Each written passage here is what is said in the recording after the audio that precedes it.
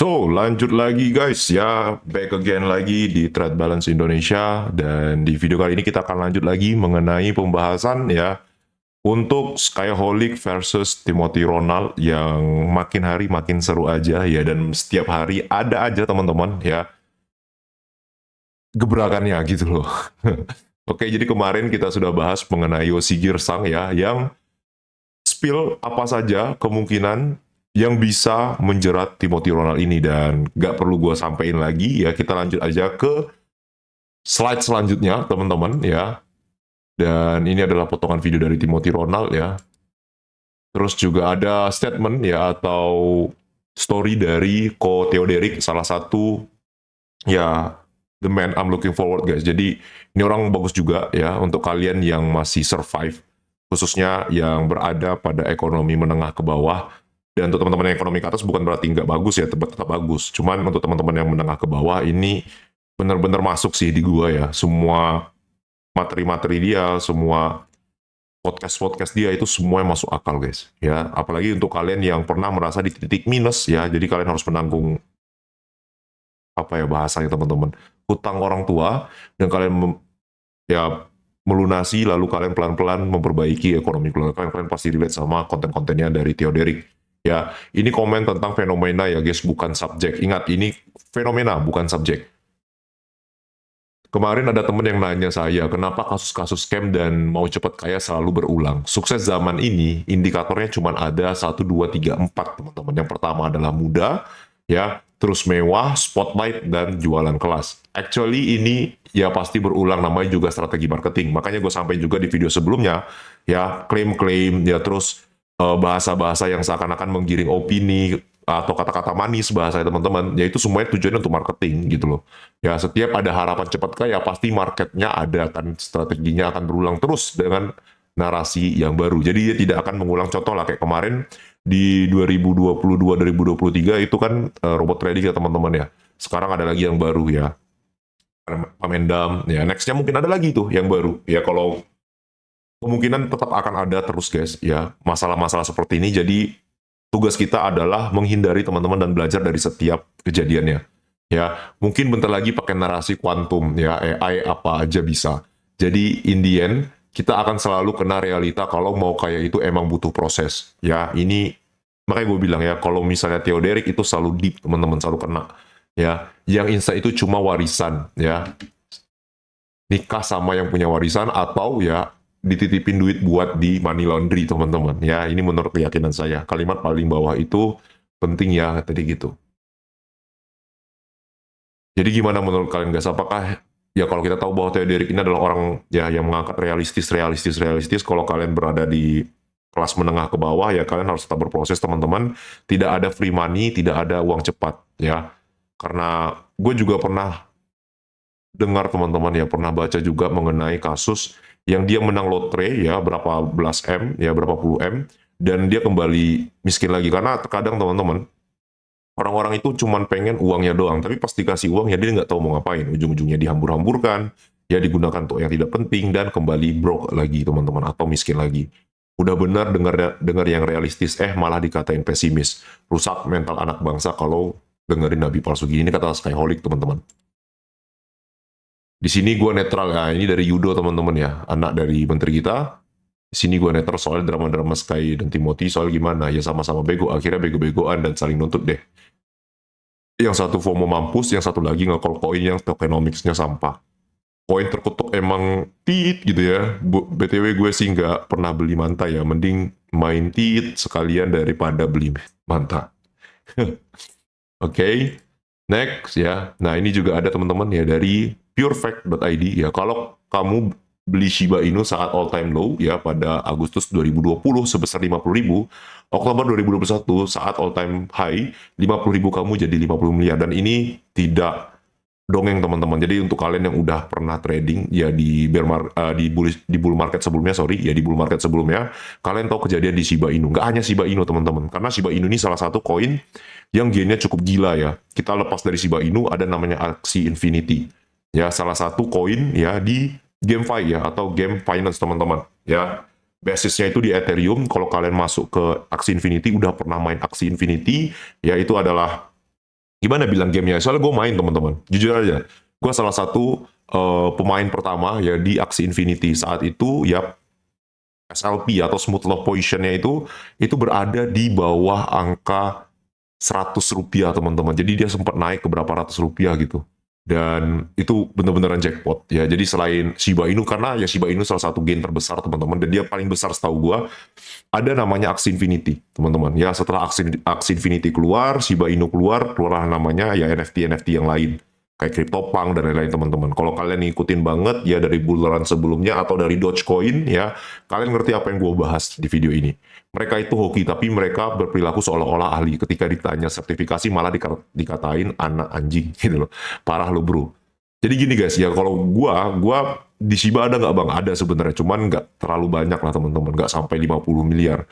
Ya gue juga beli dari sebelum listing di Indodax sama teman-teman ya. Kita pas itu masih di hot namanya ya, di hot wallet kalau kalian tahu ya. Itu harganya masih 0,000 sekian lah. Kita ada beli beberapa ratus ribu ya. Dan uangnya juga lumayan teman-teman. Tetapi gue selain Shiba, gue pengen kasih tahu kalian ada nama koin namanya Axie Infinity atau AXS. Ya itu koinnya cukup gacor guys ya. Dia sempat all time high ke berapa juta ya, dan untuk SLP-nya itu sempat naik ke berapa ratus perak gitu, dan itu juga bisa memberikan return yang cukup besar saat itu guys ya, selain dari Shiba Inu. Terus ada juga CryptoPunk ya, yang untuk di NFT, dan masih banyak lagi. Gozali juga di saat itu ya. Dan gue juga akui semua yang terjadi pada masa itu bagi diri gue itu adalah hoki guys ya. Dan gue nggak pernah nyampein ke orang kalau misalnya gue itu bener-bener menganalisa, gue ngerti tentang tokenomics dan lain-lain, apa ya, utility. Enggak, gue cuma tahu ini Axie Infinity ya, itu adalah game fight. Gue lihat gamenya, gue suka gamenya, gue pelan-pelan pelajari, oh ternyata dia cryptocurrency, biasanya Ethereum, oh ternyata bisa di breeding, oh ternyata dari breedingan itu kita bisa pecah lagi sampai nanti ketemu beberapa uh, pattern yang bagus ya, kayak plan ya, terus ada bird, ada beastnya, banyak guys, sumpah serius ya. Serius lagi dah, serius ya, tapi seru teman-teman ya. Jadi kalau kalian nggak tahu Axie Infinity, kalian lihat aja di YouTube ya. Itu seru banget gamenya ya. Dan gue baru tahu Axie Infinity itu bisa ngasilin uang itu di bulan pertama. Ya setelah selesai 1 bulan, tiba-tiba teman gue ngomong ya, ini sebenarnya bisa kita uangkan ya dengan cara breeding namanya ya. Terus kita buat namanya scholarship. Terus kita suruh orang mainkan aksi kita, terus kita dapat uang. Dan gue pure di sana, gue bilang gue hoki. Ya gue salah satu pertama di Axie Infinity, dan gue hoki ya, hokinya gue terima ya, rewardnya juga gue terima dong gitu loh. Gue bener-bener tahu dengan Axie Infinity karena gue memang sedalam itu guys ya. Gue sempat buat scholarship lah bahasanya, jadi kayak gue punya sekitar beberapa anak-anakan yang itu jadi satu tim ya.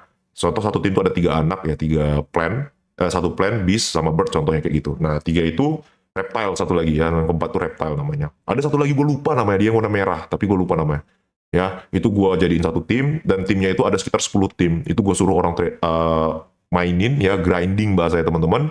Nanti dapat SLP namanya Smooth Love Potion, itu yang kita bisa tukarkan ya jadi rupiah ya, jadi mata uang teman-teman. Nah untuk aksinya kita bisa tukarkan ya menjadi Ethereum teman-teman, atau menjadi koin AXS-nya tadi. Kalau kita mau breeding, kita pakai AXS sama Ethereum. Gue inget banget guys, soalnya gue bener-bener ikut di dalam itu gitu loh.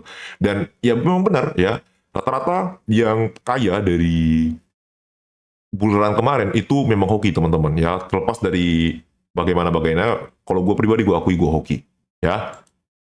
Nah ini masalah yang kemarin, dan kita masuk ke member kelas crypto teman-teman ya. Kita review member kelas crypto udah lama. Apa nih ya, gue juga suka join. Oh ini apa nih, katanya masuk member Aceh bakal dikasih arah cara join top gainer. Janji manisnya kelihatan gampang, tinggal ikut, tinggal pencet. Awalnya kelihatan meyakinkan, bahasanya gede, confidence-nya tinggi, tapi realitanya pelan-pelan kebuka. Yang dapat bukan gainer, malah rungkat. Satu-satunya koin nyemplung, portofolio makin tipis, harapan ikut luntur. Pas member mulai nanya, suasana berubah, diskusi dibatesin, yang kritis dibilang panik, yang curhat dianggap ganggu vibe. Ujung-ujungnya diskusi ditutup. Di sisi lain, founder tetap lanjut hidupnya. Story foya-foya jalan, flexing jalan, seolah yang rugi itu cuma angka, bukan duit orang. Ya, akhirnya kerasa jomplang, member nahan loss sambil disuruh sabar, founder santai pamer hasil. Ya, yang satu diminta percaya proses, yang satu udah selesai sama proses itu. Ya, ini apa nih teman-teman? Jadi kita review. Lihat token yang bakal jadi top gainer sebelum masuk top gainer. Jawabannya adalah ya lu join member Aceh. gitu. Ya. Ada pertanyaan bro, Nah. Bang mau tanya gimana cara tahu?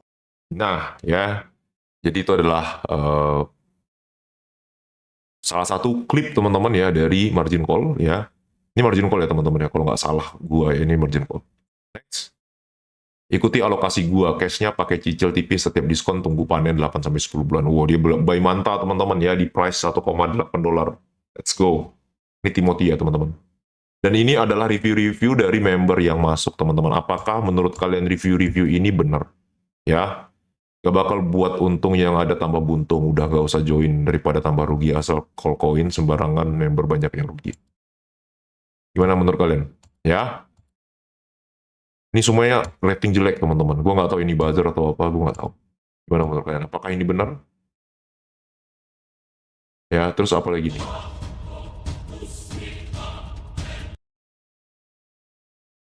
Kita pelan.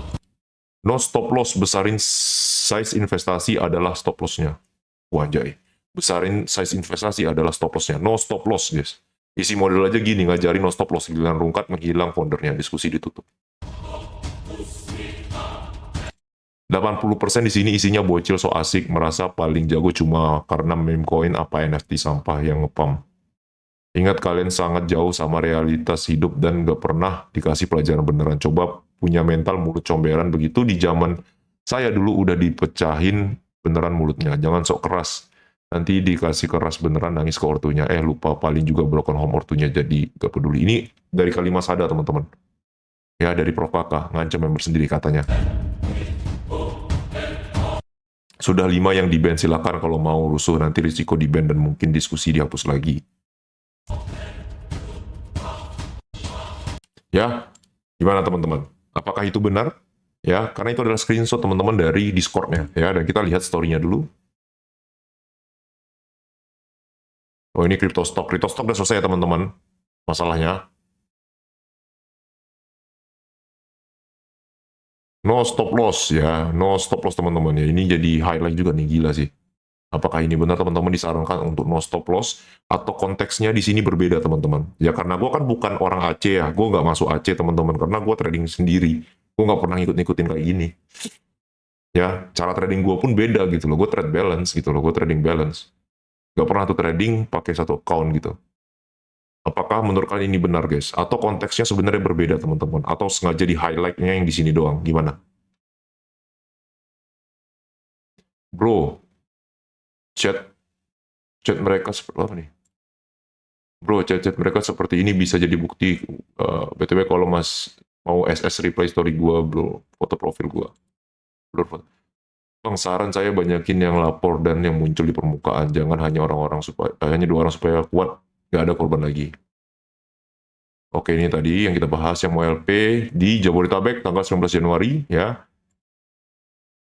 Bro, kalau ikut paid group, terus tanya ownernya masih hold coin X, katakanlah. Terus dikata-katain itu normal nggak sih, bro? Oh.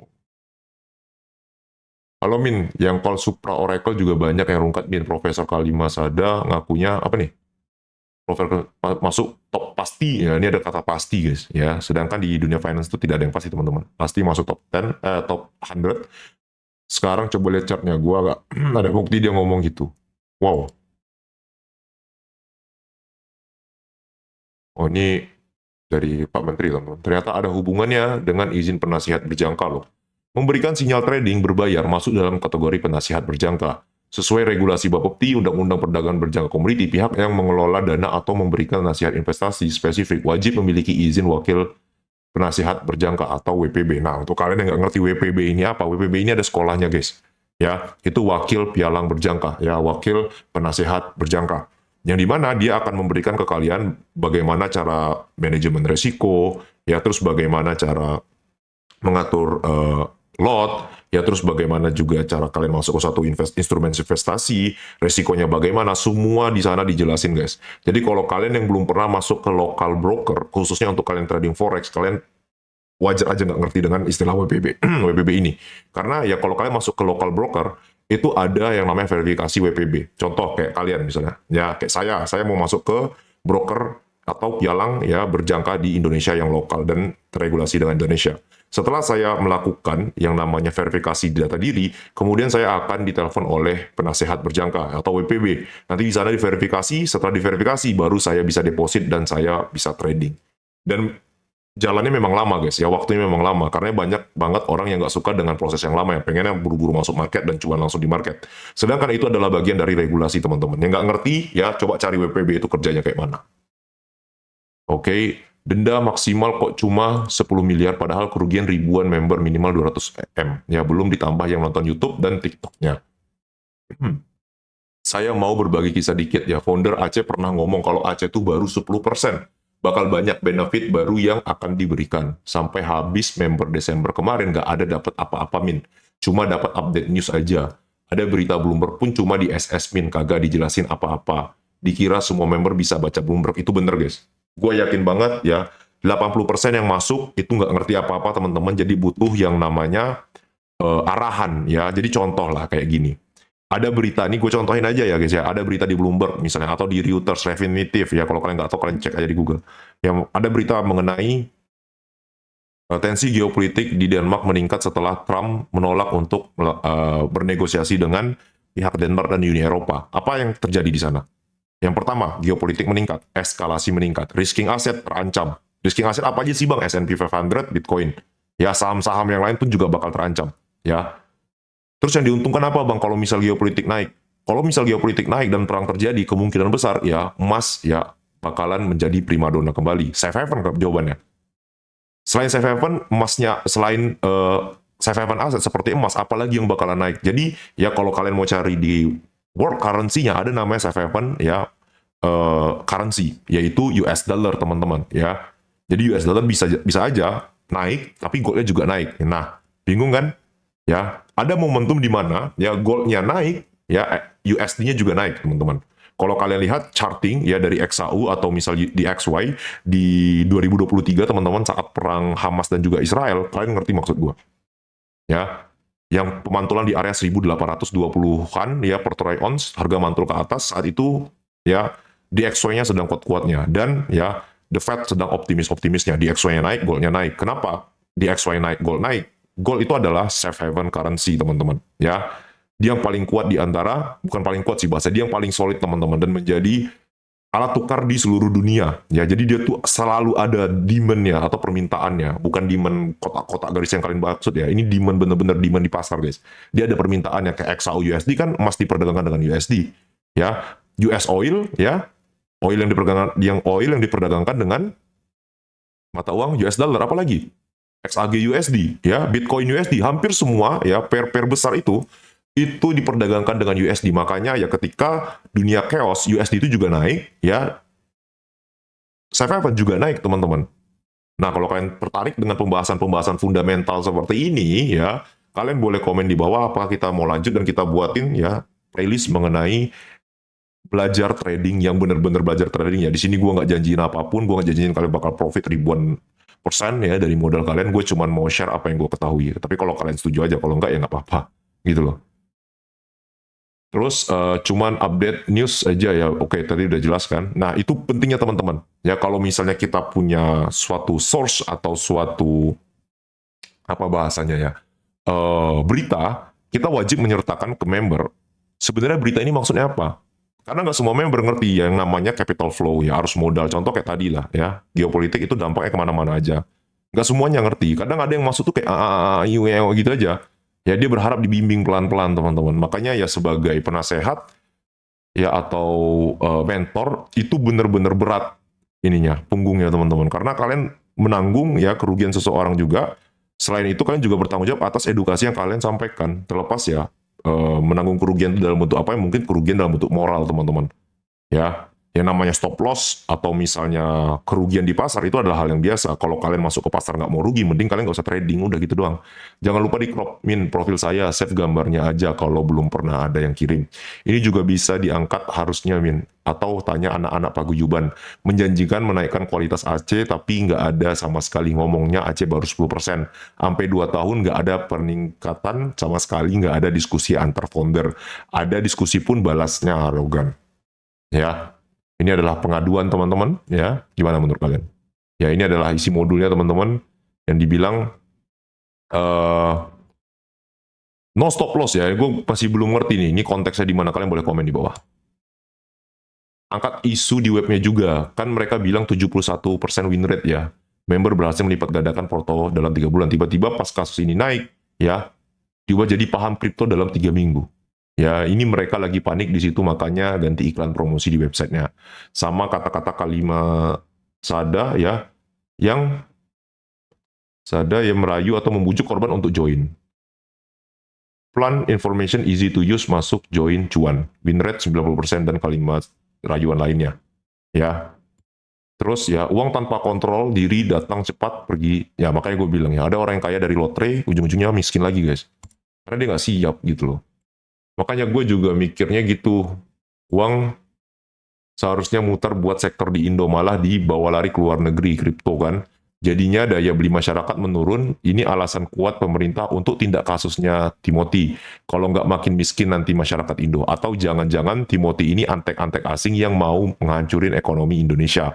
Karena bawa ke luar negeri daya beli masyarakat, ke luar negeri dan tidak berputar di dalam negeri ekonominya. Ini sangat mengancam, betul. Ya ini dugaan nih teman-teman ya, apakah benar atau tidak kan kita nggak tahu gitu loh.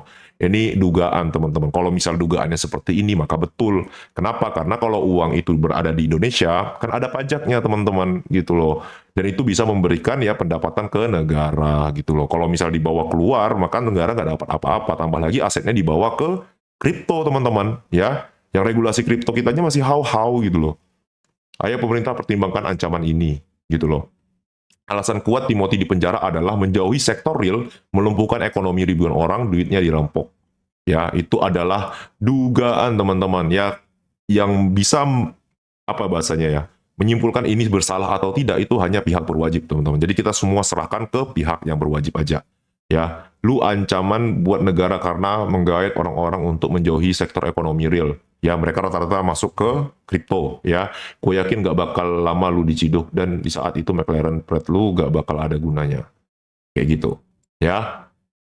Nah, ini yang kita bahas di video sebelumnya teman-teman. Nah, gimana menurut teman-teman? Ya, apakah ya ada yang seru yang kita bahas? Kalau gue pribadi gue serunya tuh di sini. Ya, isi modul dari dari Akademi Kripto teman-teman ya, gue nggak ngerti ya ini konteksnya bagaimana, tapi ya ini besar tulisannya no stop loss teman-teman, sedangkan ya kalau kita di industri finance itu wajib ada stop lossnya ya. Ini seru nih ya, kalau kalian tahu konteksnya dan dia lagi bahas apa, Prof Kakak lagi bahas apa, kalian komen di bawah guys, karena kita tidak menyalahkan siapapun, kita mengambil pelajaran dari kesalahan ini ya, supaya kedepannya ya kita tidak terbuai lagi dan kita tidak terjebak lagi di kesalahan yang sama teman-teman ya. Dan untuk kalian yang masih baru nonton channel ini, kalian boleh lihat video sebelumnya. Sampai jumpa di video-video berikutnya teman-teman, bye-bye.